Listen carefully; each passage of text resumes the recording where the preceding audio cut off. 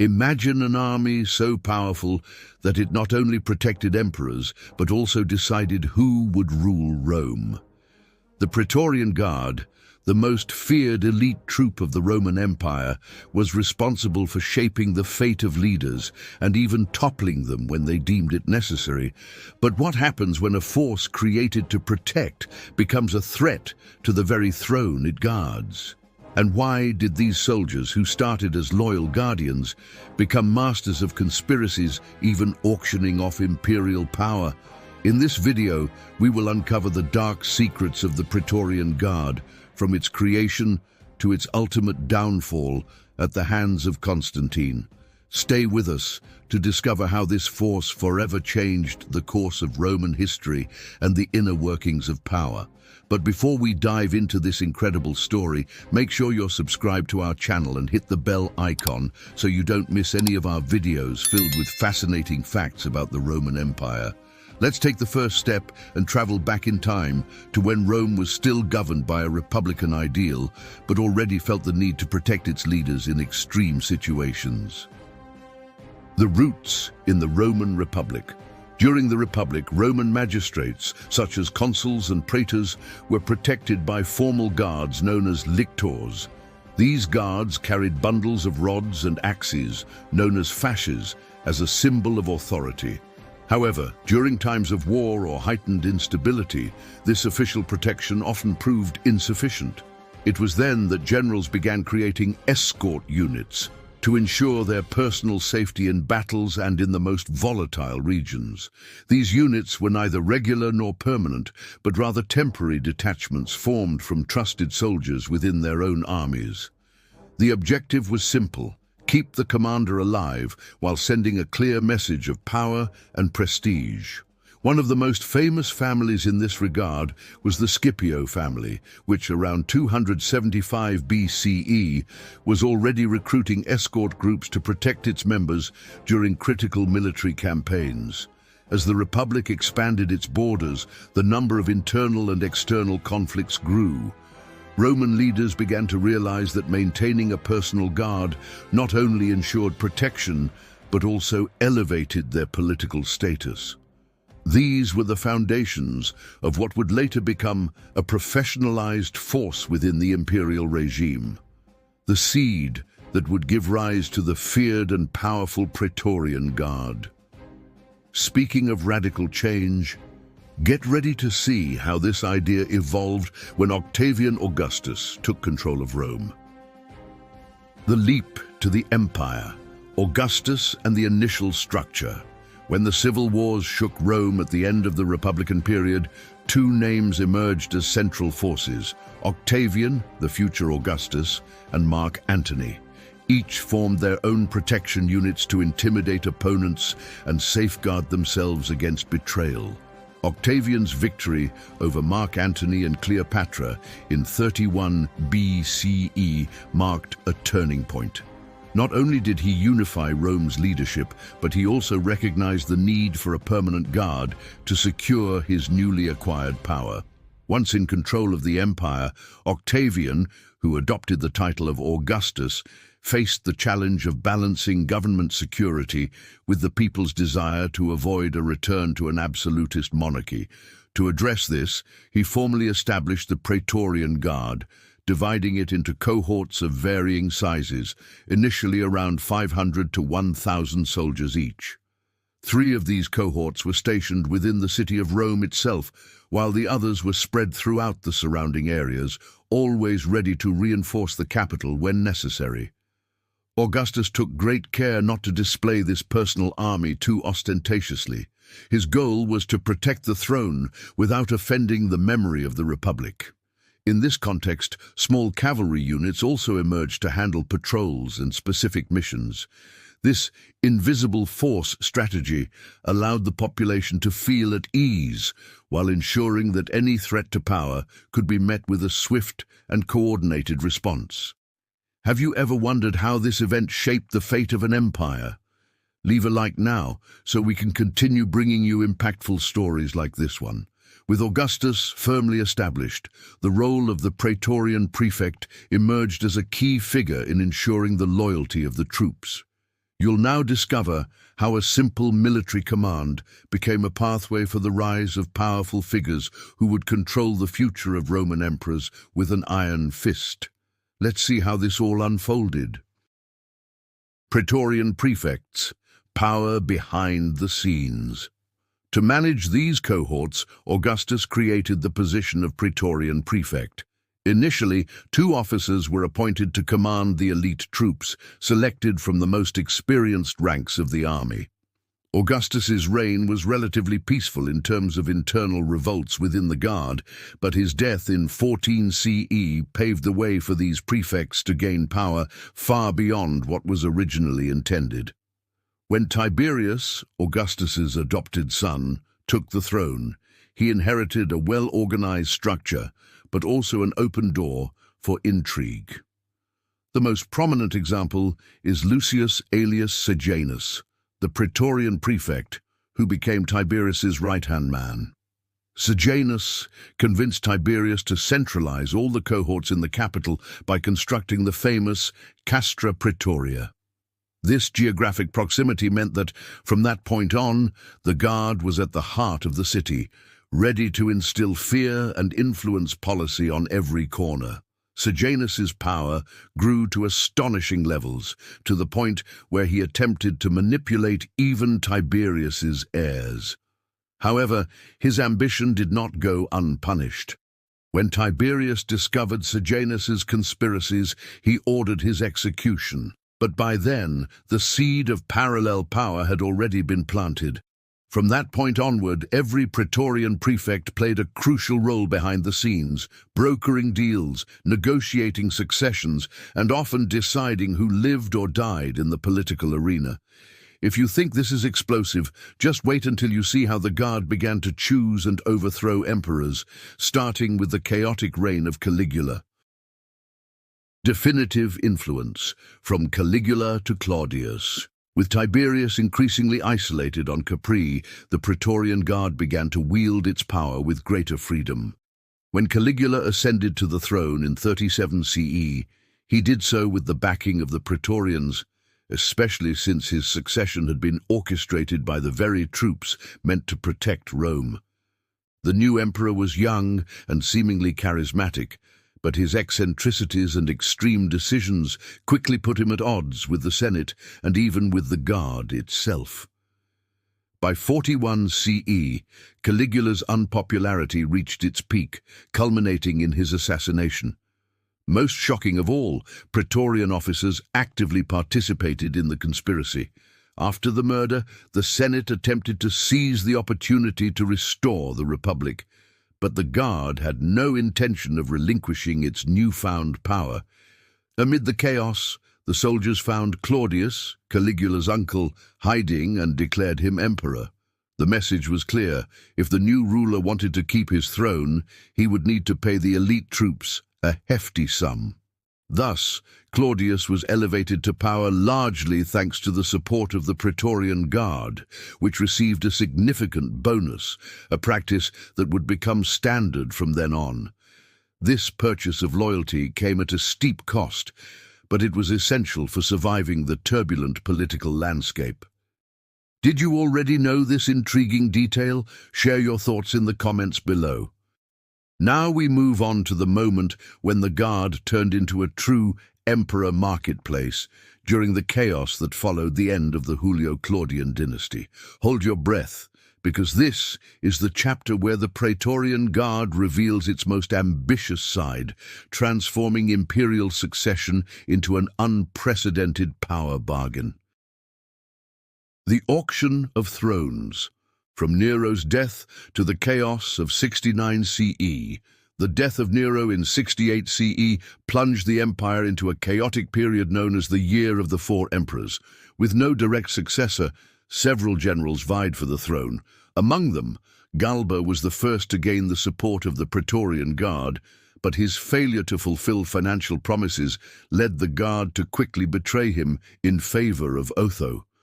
Otho, in turn, faced Vitellius in his attempt to hold on to power, but was ultimately defeated.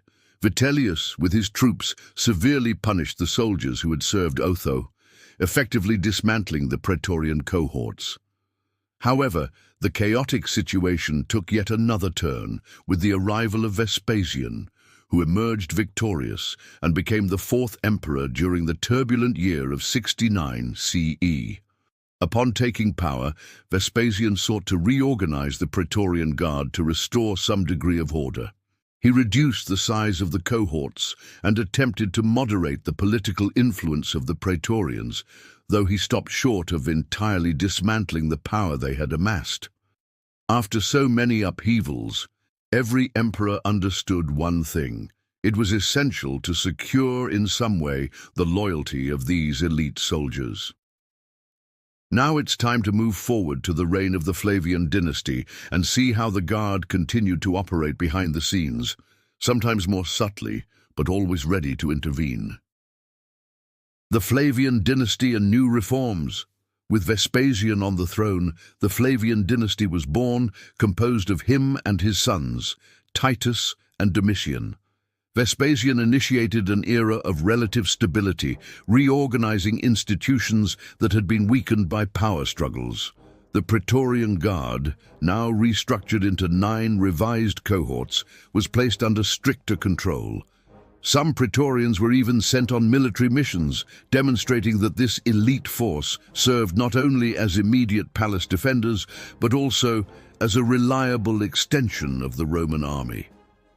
When Titus succeeded Vespasian, he maintained a good relationship with the Praetorians, particularly because he had previously served as a Praetorian prefect before becoming emperor.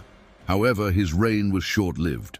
Domitian, his brother and successor, faced greater political challenges, including internal conspiracies. To protect himself, Domitian further expanded the Guard's responsibilities while also increasing surveillance over it. His rule, marked by distrust and persecutions, heightened tensions with the Senate. Domitian's assassination in 96 CE revealed that, despite the Flavian reforms, the Guard remained a volatile element, capable of taking sides in conspiracies or supporting coups if it benefited them. The military's influence in politics persisted, setting the stage for the next major conflicts Rome would witness. Have you ever wondered how this event shaped the fate of an empire? Leave a like now so we can continue bringing impactful stories like this one. Speaking of conflicts, we now arrive at the period when the Guard supported emperors like Trajan and Marcus Aurelius, but became increasingly bold in deposing rulers who failed to meet their demands. Let's explore how the Praetorian Guard began operating beyond Rome's walls, participating in major campaigns and further strengthening its exceptional status. Military support at the borders and the center of power. With Nerva's rise to power in 96 CE, followed shortly by Trajan in 98 CE, Rome expanded its influence through significant external campaigns. Trajan, a renowned conqueror, deployed the Praetorian Guard in crucial battles, such as the Dacian Wars and conflicts against the Parthians. Having the elite troops alongside the emperor on the front lines not only boosted the legion's morale, but also enhanced the prestige of these privileged soldiers. During Marcus Aurelius's reign, the Guard also participated in northern battles against Germanic tribes. Deploying the Praetorians away from the capital for extended periods seemed, in theory, to reduce their direct interference in Roman politics. However, upon their return, their status as decorated veterans only increased their bargaining power within the capital. This dual life, as external defenders and internal guardians, revealed its downsides when inexperienced young emperors, such as Commodus, were manipulated by ambitious Praetorian prefects. Figures like Pertinax and Cleander controlled military decisions and information for personal gain, inciting revolts in distant provinces. As we move forward, we'll see how this spiral of manipulation culminated in the disgrace of auctioning the Roman throne to the highest bidder. The sale of the empire, From Pertinax to Didius Julianus, the death of Commodus in 192 CE left the throne to Pertinax, who attempted to correct the excesses of his predecessor's reign. However, he failed to meet the high financial expectations of the Praetorian Guard, who demanded a substantial bonus for their loyalty. After only 3 months, Pertinax was assassinated. What followed was one of the most humiliating episodes in Roman political history. The Guard auctioned off the throne to the highest bidder. In this imperial auction, Didius Julianus emerged victorious by promising an astronomical payout to the Praetorians. The people and Senate were outraged by this situation, but the immediate military power of the Guard seemed unshakable at the time. However, the humiliation didn't last long. Far from Rome, the legions stationed along the Danube proclaimed Septimius Severus as emperor. He marched on the capital, dismantled the existing Praetorian Guard, and replaced it with soldiers loyal to his legions. This move by Severus was a landmark event, bringing new reorganization, though political instability remained a constant in Rome. Did you know this intriguing detail? Share your thoughts in the comments below. Now, let's uncover how the succeeding dynasties dealt with a force that remained vital for security, but dangerous when its demands weren't met. You'll see how, even after being dismantled, the Praetorian Guard resurfaced and continued its series of intrigues and deposals, especially during the reigns of Severus's heirs. Septimius Severus and continued intrigue. After defeating Didius Julianus, Septimius Severus took the throne and dissolved the old Praetorian Guard, replacing its members with soldiers from his own troops. This action aimed to reduce the political influence of the Praetorians, though they continued to serve as the official protectors of the emperor.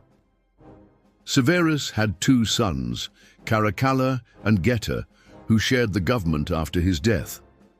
However, the co-rule between the brothers ended in tragedy when Caracalla ordered Geta's assassination to govern alone. This cruel act destabilized the internal structure and damaged the court's reputation among the troops.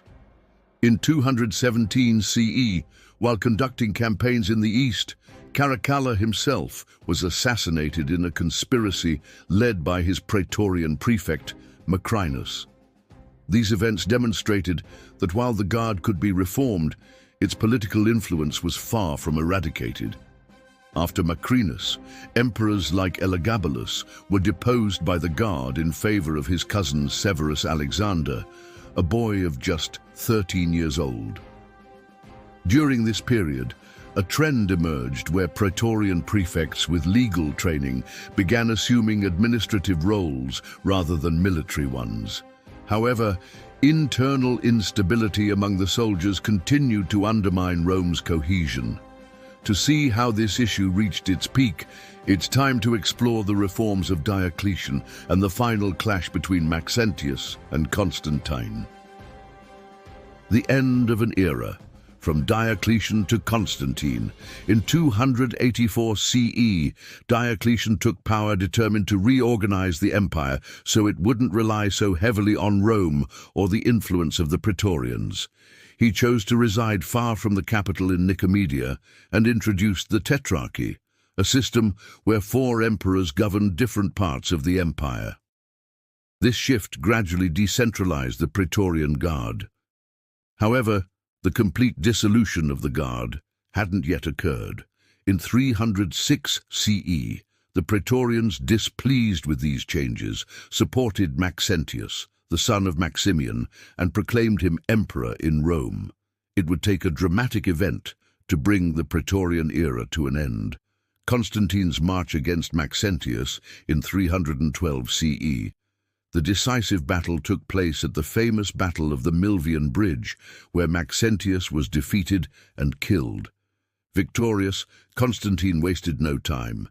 He definitively disbanded the Praetorian Guard and scattered its members across the provinces. He also ordered the destruction of the Castra Praetoria, erasing the symbol of power that these soldiers had wielded for centuries. Thus, the reign of the most feared imperial guard Rome had ever known came to an end. Have you ever wondered how this event shaped the fate of an empire? The Praetorian Guard was born out of a genuine need to protect Roman leaders in uncertain times. However, over the centuries, this elite force transformed into a tool of political bargaining, deciding who would ascend or be removed from the most powerful throne in the ancient world. Its end at Constantine's hands illustrates how even the most influential institutions can disappear when they become obstacles to central power. If you enjoyed this journey through time and want more fascinating stories about the Roman Empire and antiquity, subscribe to our channel, leave a like, and share this video with your friends. Thank you for joining us, and we'll see you in the next episode of this incredible Roman saga.